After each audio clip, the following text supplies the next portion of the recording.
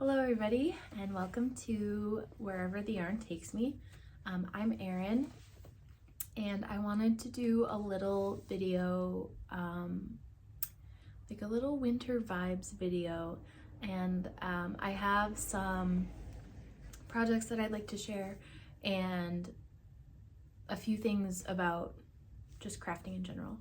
I do live in a little cottage. It was built in 1830. It's really old. But unfortunately, as the roads were being built, the road was built right up next to the house. So you're gonna hear a lot of car noises, cars driving by, because there's like a sidewalk separating this beautiful stone cottage from the road. So I apologize about that in advance, but it's a beautiful little house and I love being here, and it just feels very fitting for me. I love little cottage, which maybe I'll share more about it when the weather's nice. You'll see more of me knitting outside at least. This is more just general crafting at first. There's a local, like, bigger name craft store in my area they just announced this week that they are going out of business. And so I took today as an opportunity to go get I needed some fabric, and they're really the only like retailer of fabric in my area that I know of. So I went to see like what other sales they have at the moment, because I figured there would probably be yarn as well. So I got a few things which I'd like to share. I'll start with yarn first. I found this really incredible wool. It's fisherman's wool. 100% wool. And that's the thing with like bigger craft stores. I find that they often just have synthetic fibers, which isn't my favorite. In fact, I try really hard not to have synthetic fibers in my wardrobe. That's something I've been working on in the past few years.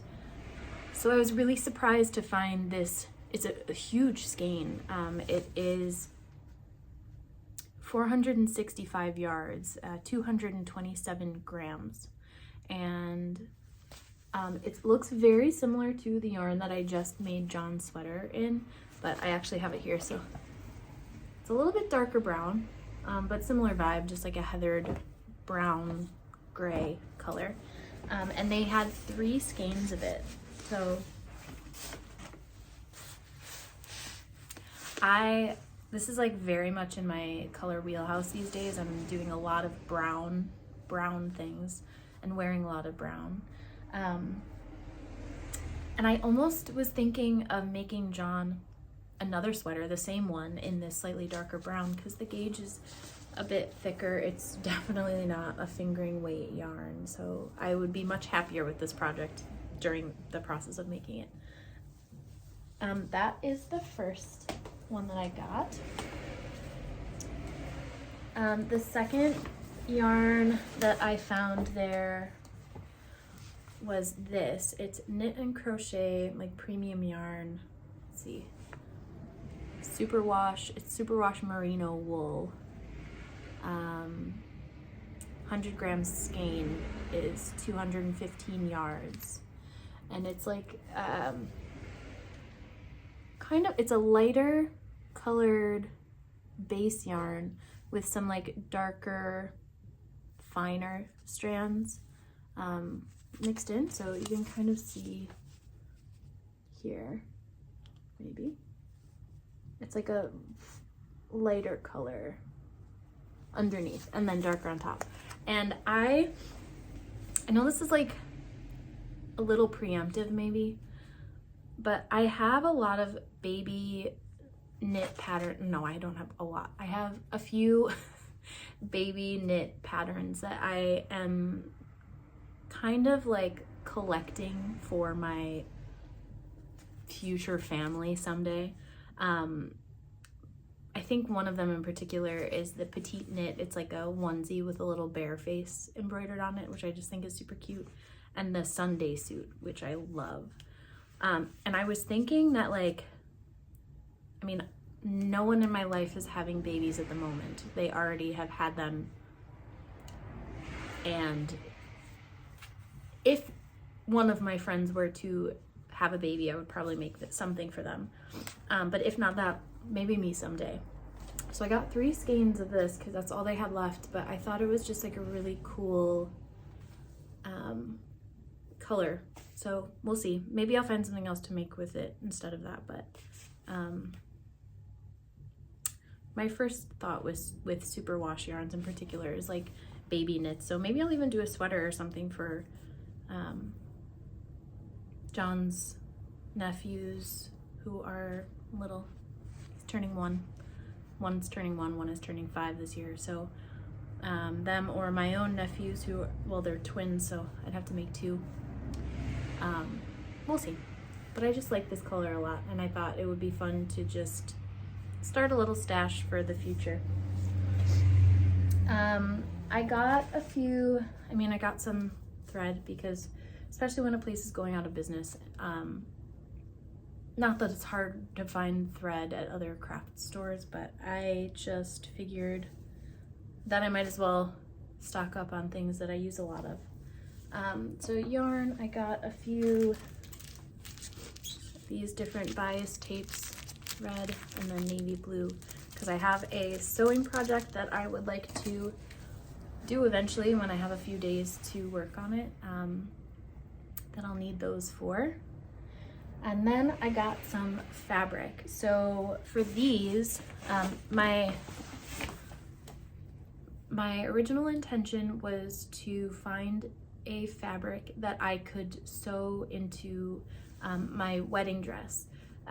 So if you don't know, I got engaged in August, which is very exciting. Here's my ring. It's John's great grandma's ring, which is beautiful. But we got engaged in August, and we're getting married in September 2025. And I have this really beautiful lace wedding dress that I got from a local maker. And it's completely just like see-through lace. So it needs a lining or a slip. But I've tried a few different slip options. All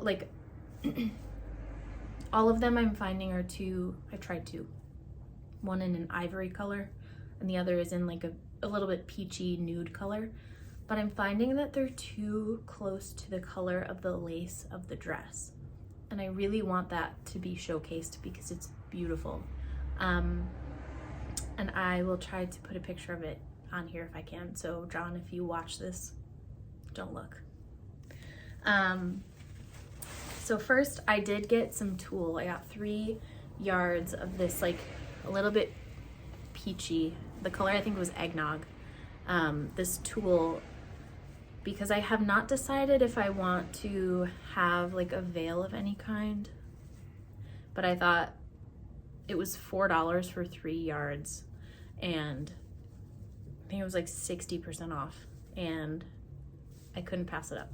And I feel like if not for this, maybe I'll use it for some other project. But the lace of the wedding dress is a little bit off-white. I think it was sand was the color.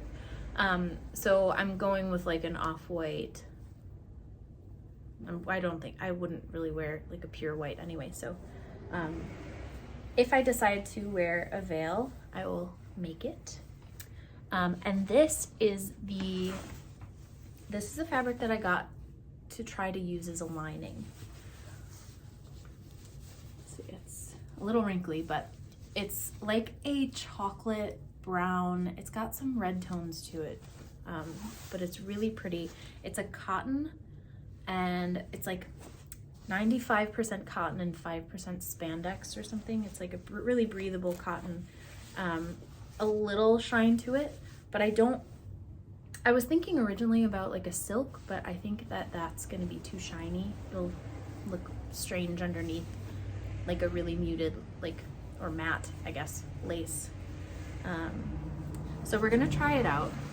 I got 3 yards, and it should be enough to do just the lining of the skirt, and then the top I'll have to just sew like a few panels in like the chest part, because the back is all open, so I won't need too much fabric, but I got more than enough just in case.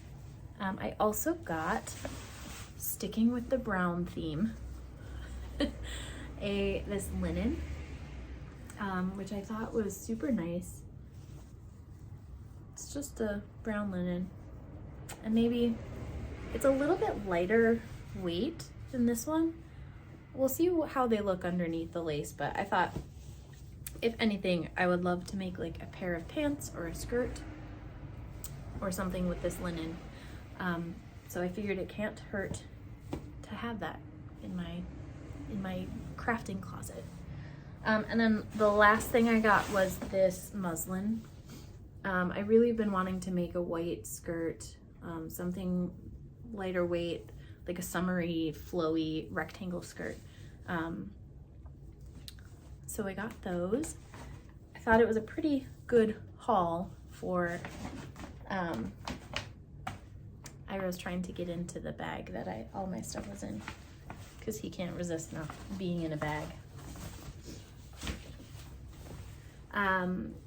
Some really good finds. I'm really sad about the company going out of business, because I feel like it's really the only place to get fabric locally, or at least have such a wide selection of fabric that are affordable.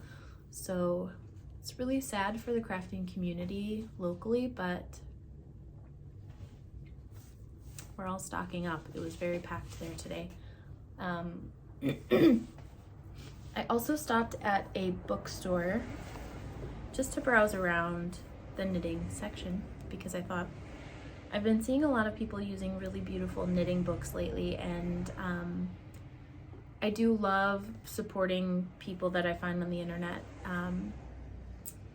and their books, like single designer books. But this caught my eye, and I was looking through it, and I really enjoy some of the patterns in it. It's 52 weeks of easy knits.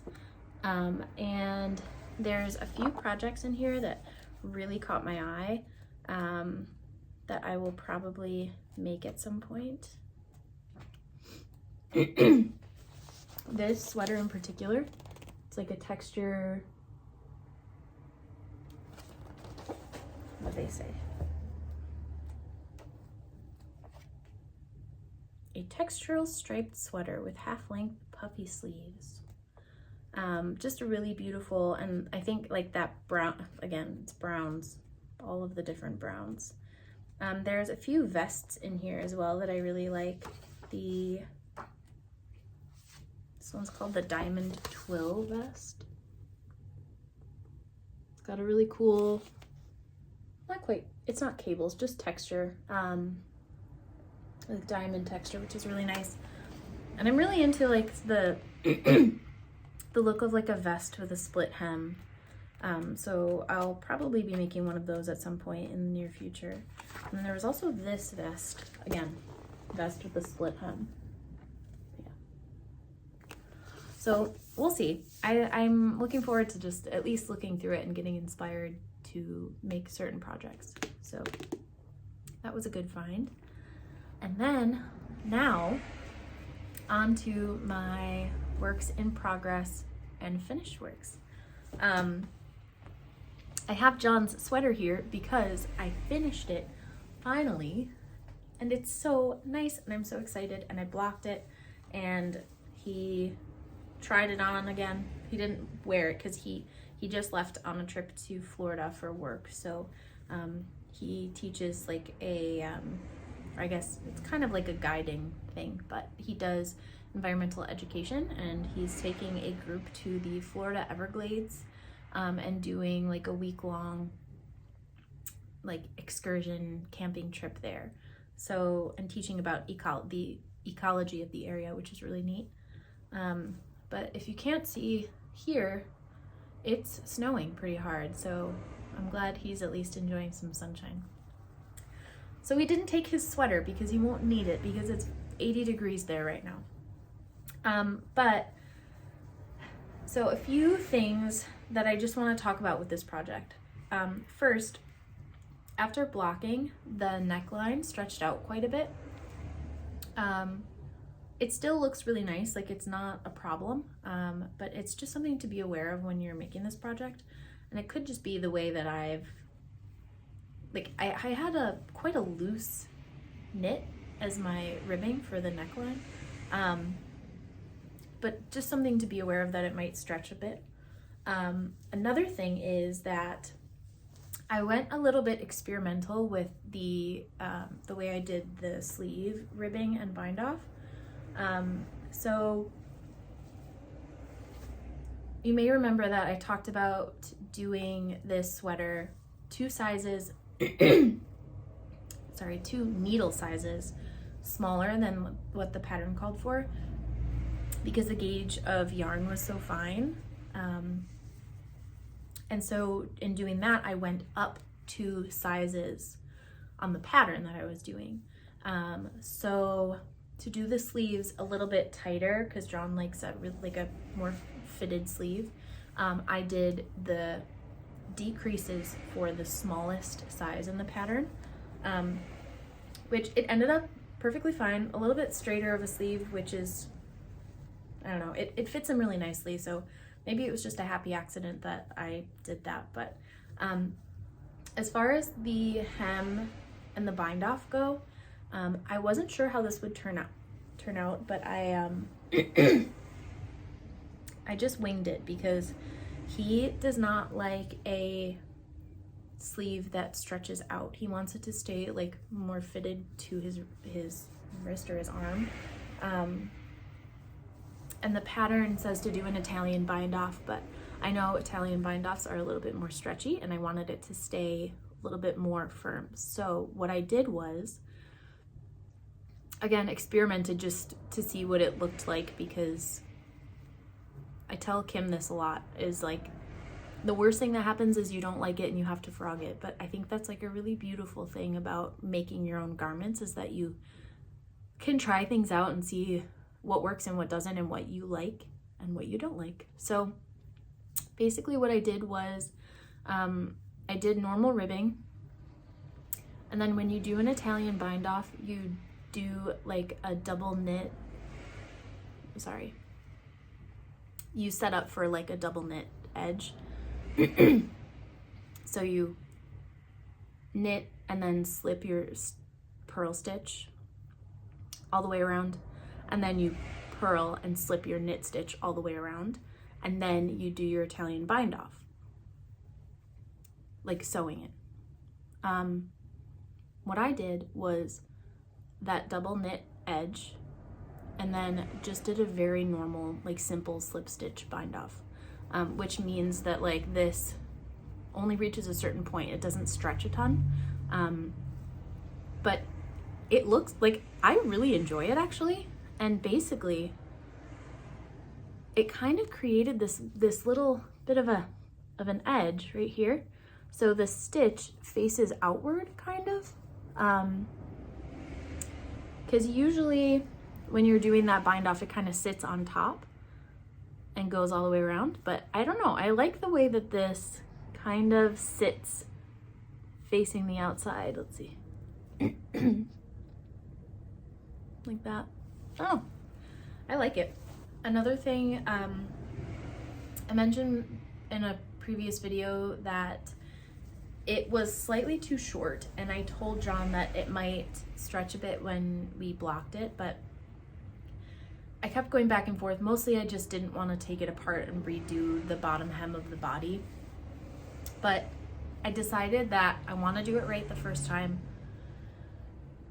And I finished the sleeves, and I was like so close. I'm like, I finished it, I'm done. And then I went, I know I know I'm gonna block it, he'll try it on, and he's gonna say it's too short again. And I might as well just add the few inches now and just suck it up and do it. And I did. I frogged the bottom hem,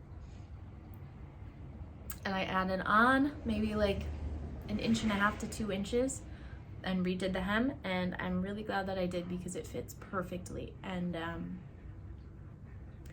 there's only one issue and I did not see it when I was knitting because it was I'll just show you. You'll see right here. Do you see this light stripe?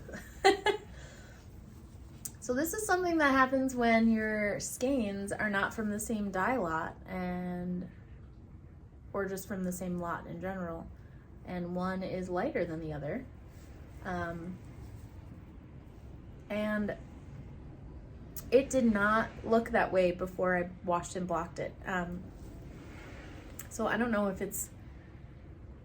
what happened with that, but then, so basically everything I added on was from a different, it actually was from the same skein as the sleeve, but a different skein than I was working on probably.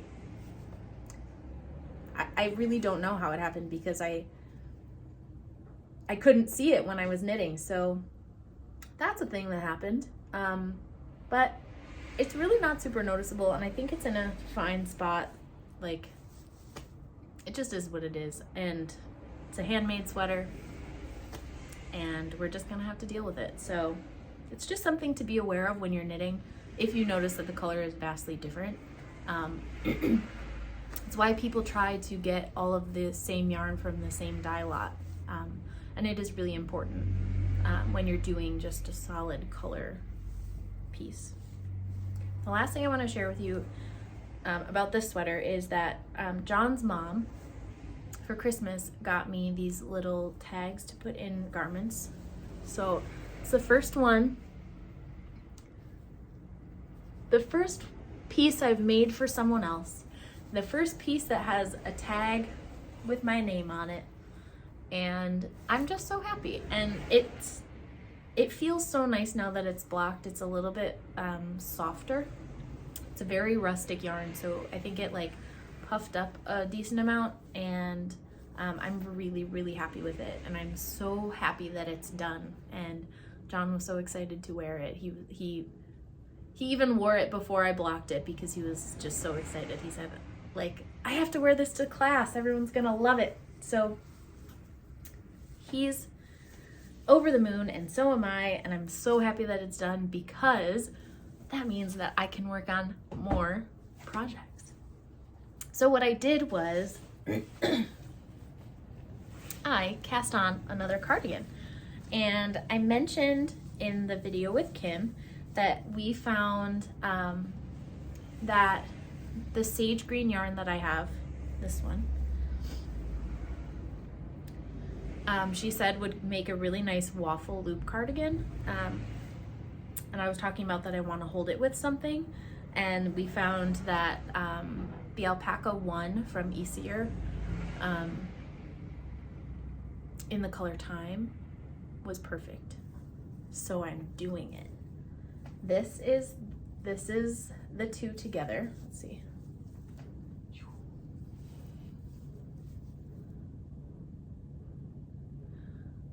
It's so beautiful. This color has little bits of like blues and greens, and it's really, really fun. And I knit up a swatch because I wanted to see how they looked together before I did anything. And I did it in the waffle pattern so that I could see if I would like it as the sweater. So this is the swatch, and it is so fun. I love it so much. You could see like I think this is exactly what I was looking for. I wanted the green to be still green, but I wanted to hold it with something that just kind of felt a little bit fuzzier. And I think this does a really, really great job This alpaca one, you can see the little like fuzzies at the top. And it's really nice, and I'm really, really excited about it. So I did cast on the Waffle Loop Sweater, or Waffle Loop Cardigan, sorry, by Other Loops. And this is it so far. This is the back piece. You knit it in sections and then attach them on. So it's really, really fun to knit. I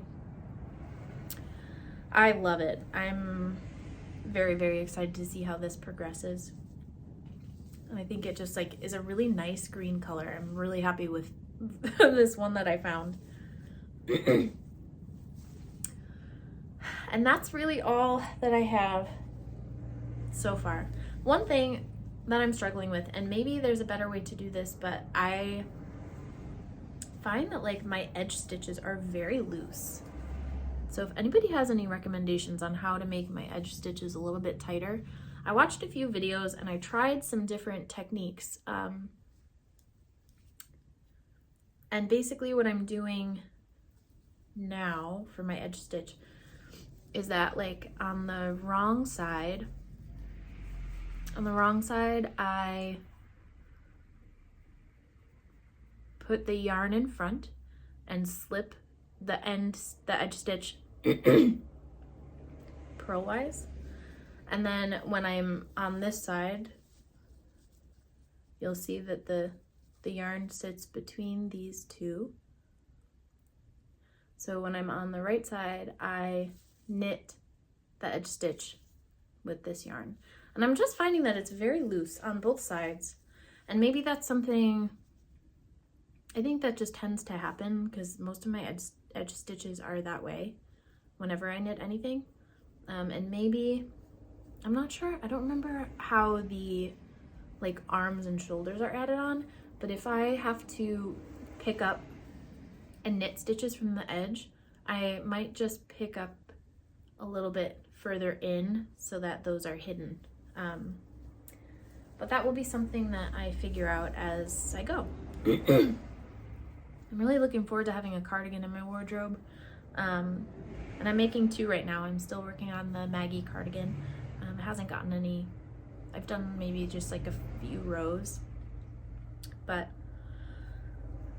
I'm happy to have a project that's going a little faster because the gauge is thicker, because the Maggie cardigan and that's the Hanstholm Sweater that I made for John are both like fingering weight yarns, and it's just taking a lot of my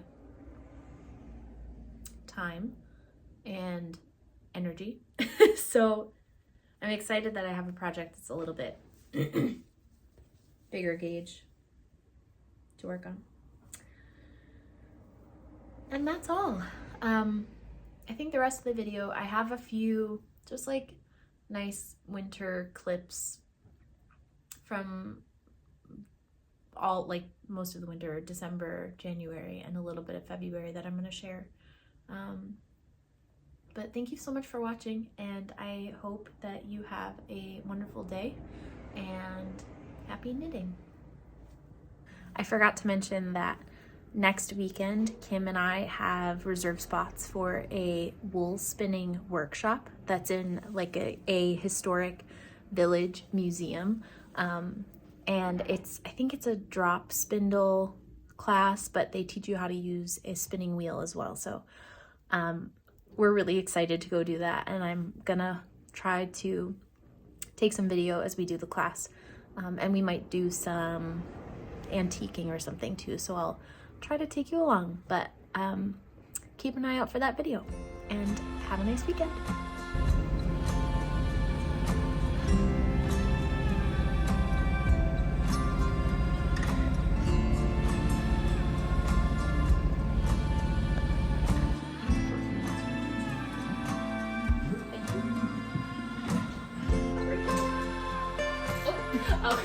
It's like last month's Halo Christmas Friendsgiving. The first annual Halo Friendsgiving Halo.